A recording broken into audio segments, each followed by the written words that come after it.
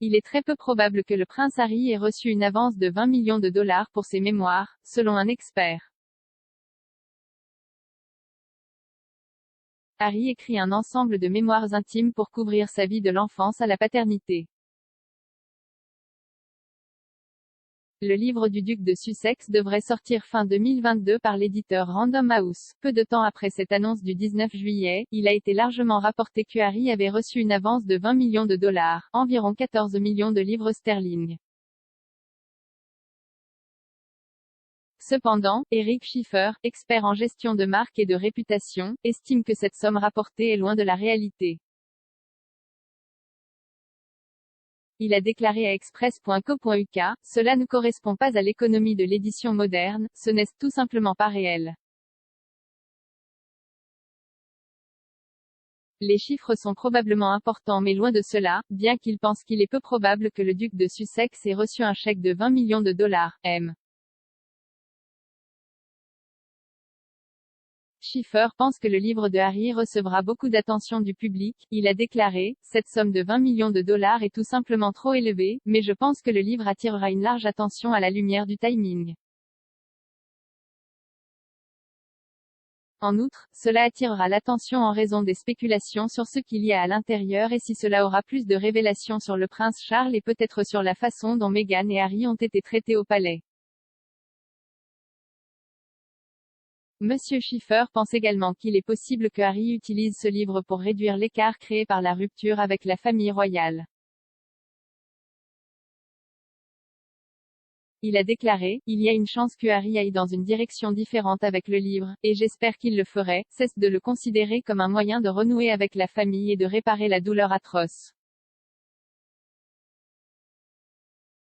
Et les dommages qu'il a causés, avec ses récentes réclamations. » Lors de l'annonce du contrat de livre, ni Harry ni Random House n'ont mentionné la taille du contrat. Mais ils ont déclaré que le duc de Sussex ferait un don à une œuvre de bienfaisance. Express.co.uk a contacté Random House pour commentaire, une déclaration publiée sur Archewell.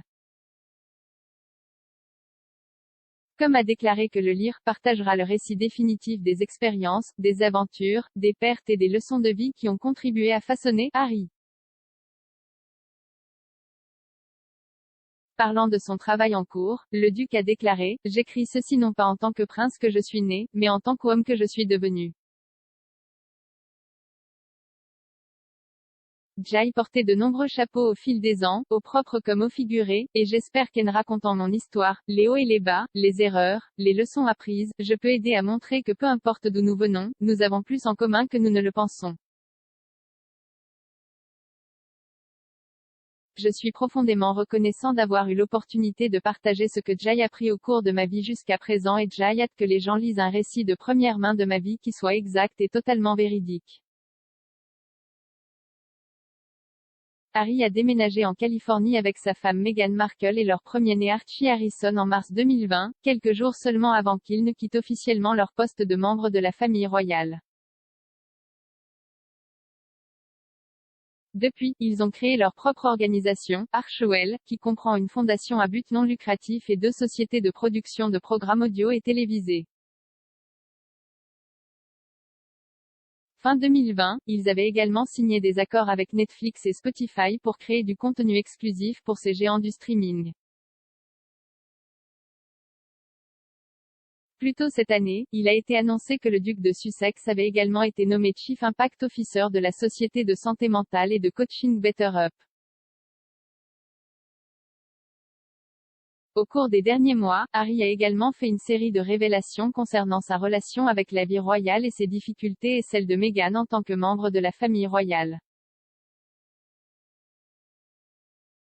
En février, il a expliqué à son ami et comédien James Corden pourquoi il a déménagé aux États-Unis et a démissionné en tant que royal travaillant à temps plein, tout en s'ouvrant sur Archie et ses liens étroits avec la reine.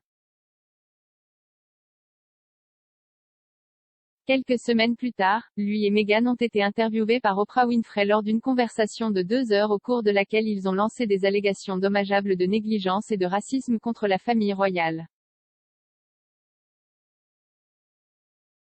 2 mois plus tard, le duc a de nouveau discuté de sa vie de royal et de sa relation avec ses proches dans un épisode du podcast Armchair Expert et dans la série documentaire sur la santé mentale qu'il a co-créée avec Madame Winfrey, The Me You Can't Voir.